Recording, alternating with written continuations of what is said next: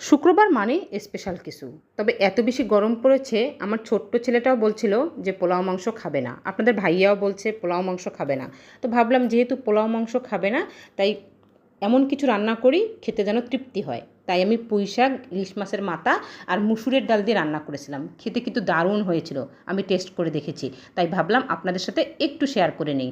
আপনাদের সঙ্গে গল্প করতে করতে আমি কিন্তু মুসুরের ডাল সেদ্ধ বসিয়ে দিলাম। এখানে পেঁয়াজ, রসুন, কাঁচামরিচ, হলুদের গুঁড়া, একটু সয়াবিন তেল দিয়ে মুসুরের ডালটা সেদ্ধ করে নেব। তবে একবারেই কিন্তু সেদ্ধ করে নেওয়া যাবে না। তো সেদ্ধ হয়ে গেলে এ পর্যায়ে আমি আসলে পুঁই শাকগুলো খুব সুন্দর করে কেটে ধুয়ে নিয়েছি। সেই পুঁই শাকগুলো দিয়ে হালকা নেড়ে চেড়ে রেখে দেবো, কারণ পুঁই শাক একটা সেদ্ধ হওয়ার ব্যাপার আছে, আবার মুসুর ডালও আমি খুব ভালো করে সেদ্ধ হয়নি। তবে বেশিক্ষণ কিন্তু ঢেকে রাখা যাবে না, তাহলে কিন্তু শাক লালচে হয়ে যাবে। এর আগেও বলেছিলাম শাক কখনোই ঢেকে রাখা মানে ঢেকে রান্না করতে হয় না। তো যাই হোক, আমি শাকগুলো খুব ভালো করে আসলে নেড়ে চেড়ে নিচ্ছিলাম। আর এই ফাঁকে আমি খুব সুন্দর করে ইলিশ মাছটা কেটে ধুয়ে নিয়েছি। ইলিশ মাছ নর্মালি আমরা যেভাবে রান্না করি সেভাবে রান্না করেই আসলে দেওয়া যাবে।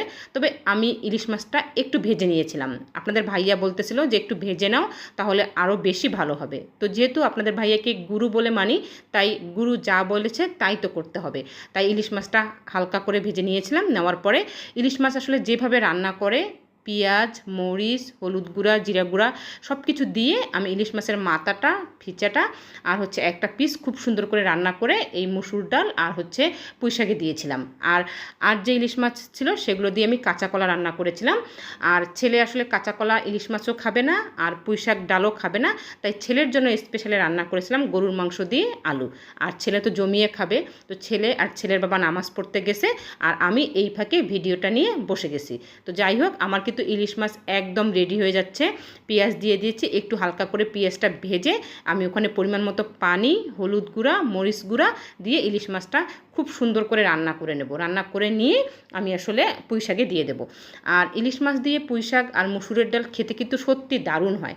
তবে যখন ভিডিও করতেছিলাম এত বেশি আসলে রোদ পড়তেছিল, আর ওভাবে আসলে কালারটা খুব ভালো ওঠেনি রোদের কারণে।